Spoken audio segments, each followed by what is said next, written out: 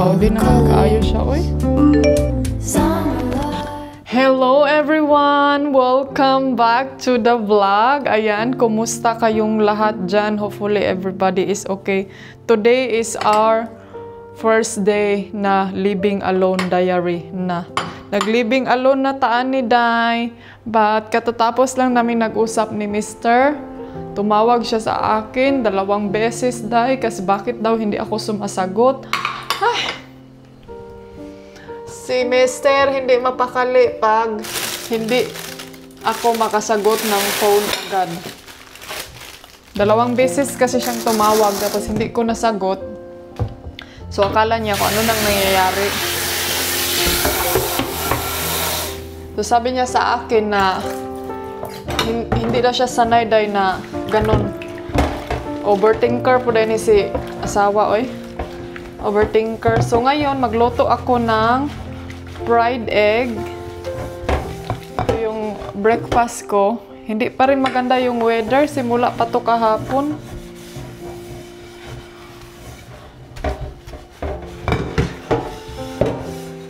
So, magluto lang ako. Magprito ako ng fried egg at saka yung tawag nito. Yung sausage. Ala, oy, sana hindi ulan ngayon dahil kahapon nagdilig pa naman ako ng... Ay, nako. Nagdilig pa naman ako ng mga plants.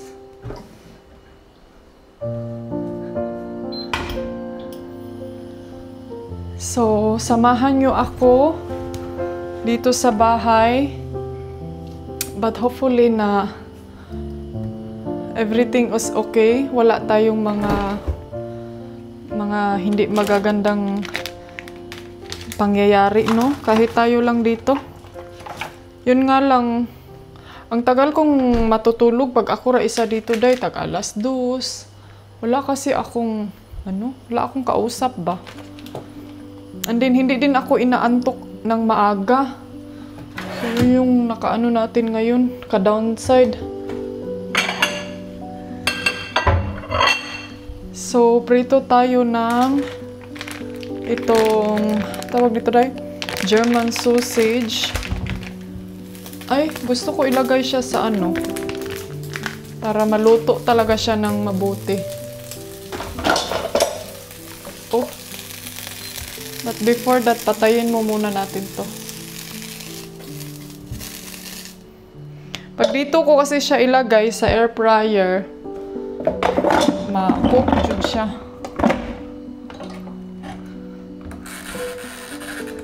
Yung lutong-luto talaga siya ba? So magprito ako ng egg dito.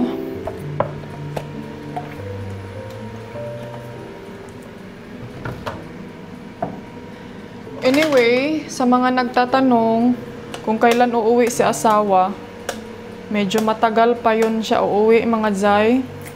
So, ako lang talaga dito sa bahay. If nag-wonder kayo bakit hindi ako sumama, kasi yun nga si Felix, ayaw kong medyo mingaw naman dyan. Normal naman dyan na mingawon, tas itong bana, no? Kay bana, manato na. Lisod, hindi naman maganda na dun mamimiss natin yung asawa ng ating kapitbahay. So, ngayon din mga Zay, parang nafe-feel talaga namin yung difference kung mag-long distance relationship. Kaya pala no, sa mga long distance relationship na mag-asawa, I'm very proud na makayanan nyo na iwan or magkalayo kayo ng asawa nyo. Dahil siguro kung kami yung hindi lang talaga sobrang importante yung uwian niya doon, si Mr. dahil hindi yun uuwi. Kasi, pero kung very important matter talaga din, kailangan talaga natin mag-sacrifice ng mga bagay-bagay. Pero hopefully na matapos niya yung mga agenda niya doon para next time wala nang masyadong gagawin doon sa Denmark. Kasi 'di ba yung bahay namin doon is ano yun, ibenta. Ang problema kasi yung agent na ginamit namin doon is gusto nila mag-change ng agent kasi yung agent daw, yung office daw nila is nag-ano sila nag-close. Ay! Ay! Kinahanglan matagkuan ani oy espada.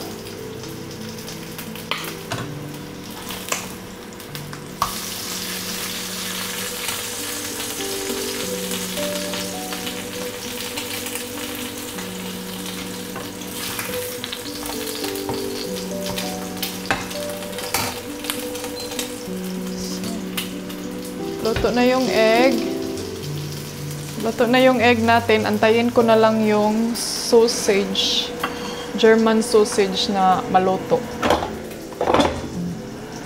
Mabilis lang yan kasi naka-air fryer naman yan eh. Then, palungin, patayin. Tapos mag-finish ako sa aking work. Habang nag-ano ako dito sa kusina, nag-ano din ako, nag-edit-edit ng mga vlog. So, cloudy man for today. So, wala tayong ano.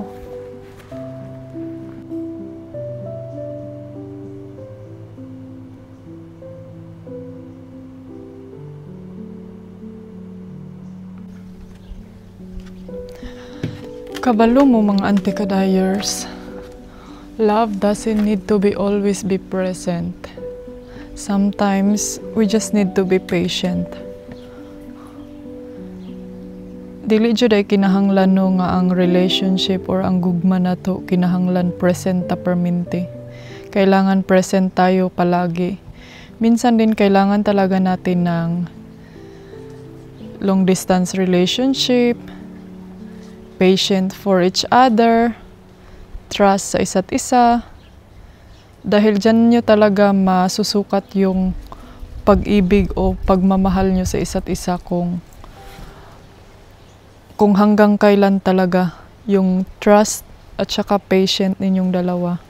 I'm so happy nga nahinlo ra gyud nako ang swimming pool nga ako ra isa. It's my first time talaga na nilinis ko yung pump doon sa baba at saka yung dito. Pero may avangers naman ako, pero yun nga lang natutulog siya lagi siyang mumuni-muni doon sa kabila. Tignan niyo ha. Tignan niyo nga si Felix kung ano yung mga pinagagawa niya sa buhay. Felix! How are you? Kumuli-kuli kaputski? Unsa man na, oy? Agoy man na siya ba? Agoy! Hayahay! Ang ikog hayahay!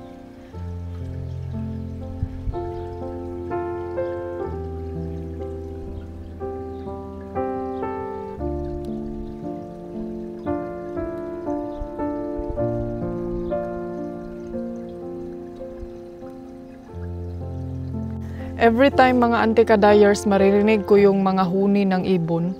Yung mga maliliit na ibon, tweet, tweet, tweet. I think dyan, merong nagpupugad dyan ng mga ibon.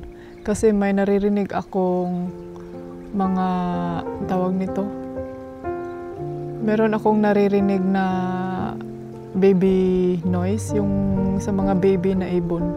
So every time na maririnig ko yung mga ganyang huni, it reminds me sa Denmark talaga. Kaya minsan masasabi ko sa sarili ko, ay sana sumama na lang ako. Ay sana ganito. Ang dami kong mga sana sa buhay pero hindi ko na lang, iniisip ko na lang lagi sa aking sarili na it's also a good things for my cat, para sa aking sarili, na dito lang ako sa bahay para hindi ako mahihirapan sa aking pag-travel. Huy, naunsa man ni akong baby, oy. Ay! Ay!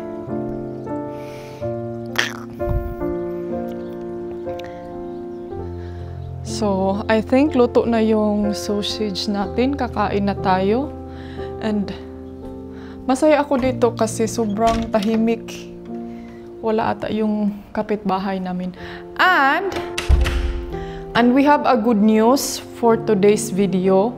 We have a aircon. Kaso nga lang, umuwi na yung bisita natin. I'm so sad.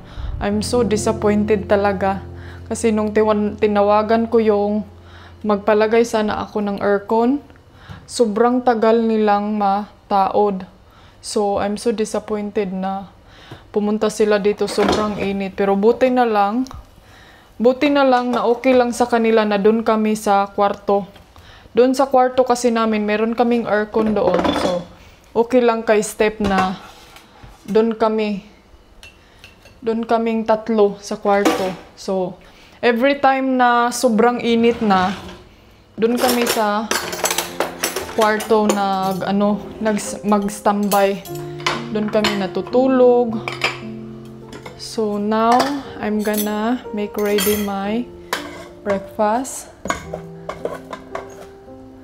Kasi actually, yung asawa ko, nagtatanong na siya, "Day, what did you eat? Did you eat something?" Kasi alam niya mga Auntie Kels na every time na ako lang talaga dito sa bahay, hindi ako mahilig kumakain, hindi ako mahilig tawag dito, magkaon-kaon ba? Alam niya yan.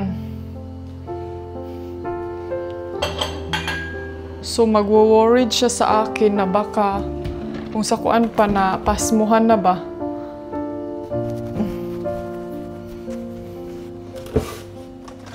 Parang hindi na to okay itong mga juice, ha.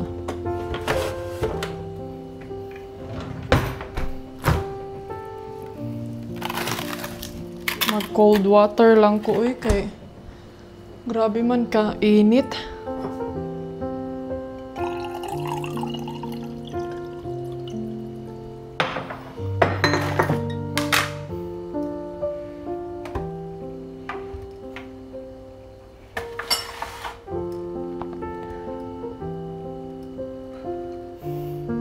So, mag-cold water lang ako.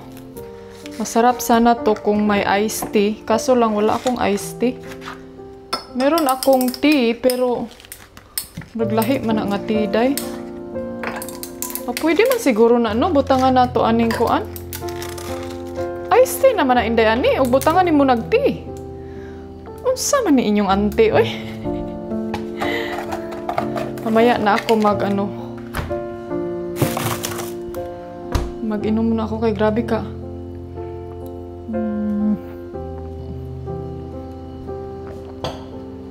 Bon appetit, everyone!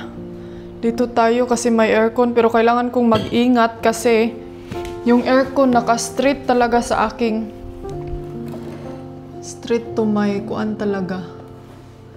Straight to my kining likod, si atong baga ani. Ano kayang tawag dito? Anong tawag ba nito na sausage? Masarap to siya na sausage. Parang nagkumuha ako ng dalawang klaseng sausage. Tapos yung isa parang hindi kubet.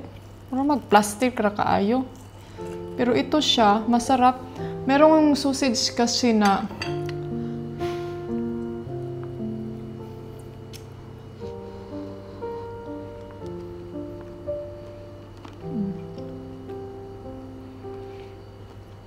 naalala ko na pala mga Auntie Kels, may nakita. Actually, meron akong sobrang favorite talaga na fried egg na pagkaluto doon sa Thailand. Kasi alam niyo yung white na parang lutong-luto talaga yung white na crispy. Tapos yung yellow parang para pa siyang hindi naluto talaga. Alam ko na pala kung paano nila yan ginawa. Inaano pala nila yan, day, kanang inuuna nila yung white na lutuin, tsaka itungtong yung yellow.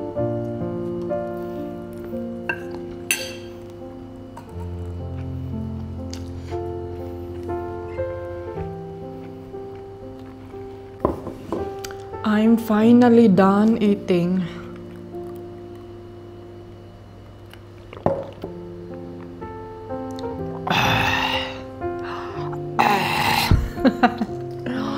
Kalami sa tubig bugnaw Kakain ako ngayon ng ice cream with coffee. But kailangan ko munang ipagpahinga yung tiyan ko before ako kakain ng ice cream with coffee. Anong tawag doon? Mayroong tawag doon mga Auntie Kels. Ice cream with coffee. Oh, thank you Lord. Thank you so... Hala! Wait, ang payong. Hala! Oh my God! Ang payong! Lapad! Patay taanin ni... Uy! Lagot tayo ni asawa nito. Oh my God! Hopefully wala ni nagisi.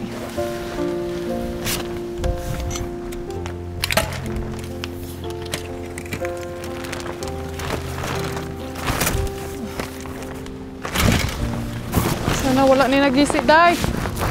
Ay, wala rade. Made in China ba ni? Grabe ka naman inday ani oy. Kung made in China, nadjud ay ngon ana nadjud day. Okay ra ni siya. Felix! Come ni mama! Ay! Felix!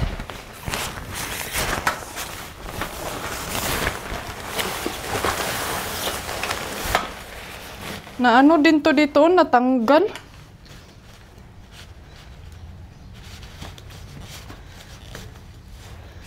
Felix! Come ni mama! No! Asus! Asus! Asus! Andyan ka pala lang? Kanina ka pa dyan, no? Ikaw, ha? Let's go be, oh. Cloudy naman kaayo siya, oy. Hindi na as in totally nice weather. Hello! Good evening! Ayan, dito tayo sa labas. Chill tayo dito kay maganda na yung landong na day. Ayan, galing ako tapo ng basura. Ay, tignan nyo.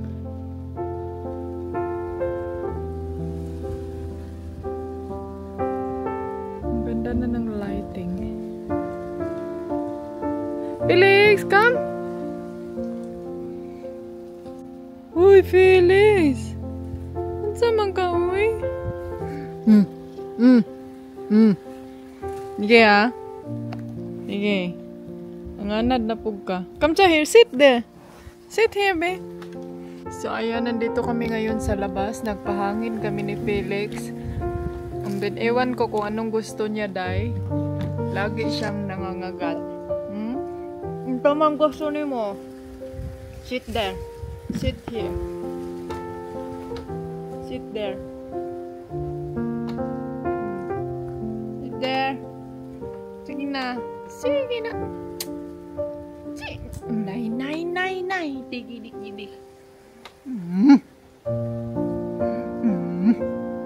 Liguon ako ni siya ugma. Kaya para, manguan jud, oh.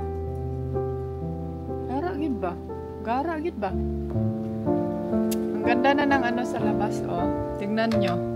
Oh, ganda na. Marami ng ilaw. Then wala masyadong lamok lang.